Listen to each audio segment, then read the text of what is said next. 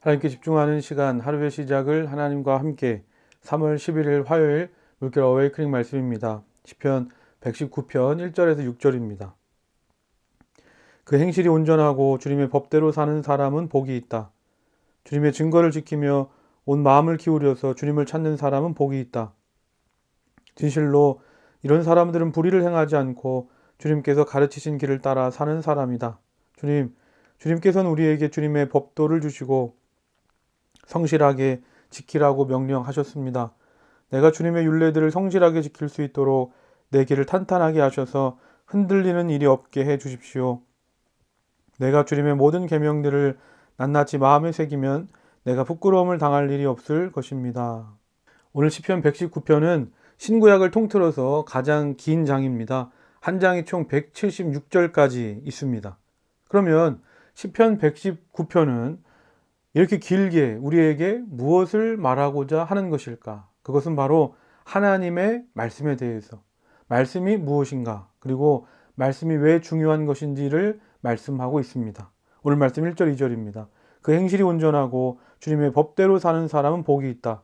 주님의 증거를 지키며 온 마음을 기울여서 주님을 찾는 사람은 복이 있다.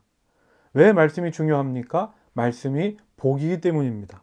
말씀이 복이다. 그러면 왜 말씀이 복인가? 시편 119편의 주제의 구절이라 할 수 있는 시편 119편 105절입니다. 주님의 말씀은 내 발의 등불이요 내 길의 빛입니다.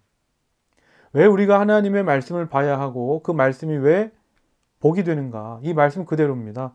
하나님의 말씀은 내 발의 등불이요 내 길의 빛이기 때문에 이 세상을 살면서 부귀영화를 누리며 사는 것도 참 중요하고 복된 일이지만 진정한 복은 내가 어떻게 살아야 하고 무엇을 위해 살아야 하는지 알고 사는 것이 아니겠습니까?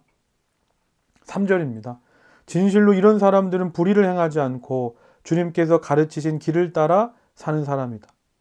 하나님의 말씀을 보고 그 말씀대로 살면 불의를 행하지 않는다는 겁니다. 왜 그렇습니까? 하나님의 말씀을 보면 내가 버려야 될 것이 무엇이고 또 떠나야 할 곳이 어디인지를 분명한 기준이 생기기 때문입니다. 5절입니다. 내가 주님의 율례들을 성실하게 지킬 수 있도록 내 길을 탄탄하게 하셔서 흔들리는 일이 없게 해 주십시오. 우리가 인생을 살면서 내 마음이 흔들릴 때가 얼마나 많습니까? 신경 쓸 것도 많고 또 걱정할 것도 많습니다. 그런데 하나님의 말씀을 보면 그런 내 마음이 흔들리지 않는 겁니다. 왜냐하면 하나님의 말씀은 나를 위로해 줄 뿐 아니라 이 세상을 살아갈 힘을 주기 때문입니다. 시편 119편 56절입니다. 주님의 법도를 따라서 사는 삶에서 내 행복을 찾습니다. 말씀을 읽으십시오. 그리고 그 말씀을 따라 살아가십시오.